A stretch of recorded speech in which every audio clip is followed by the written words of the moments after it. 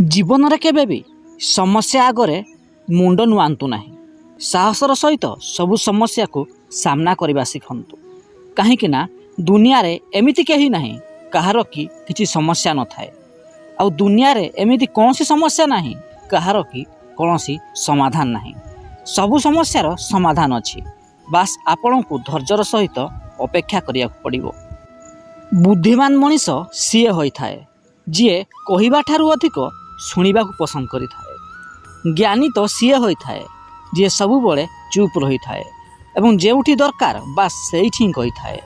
तेणु जीवन में सबुबले जेतिकी दरकार बास सेति ही कहिया चेष्टा करंतु। निजर सुंदर चेहरा निज शक्तिशाली शरीर को नहीं केबे भी गर्व करंतु नहीं।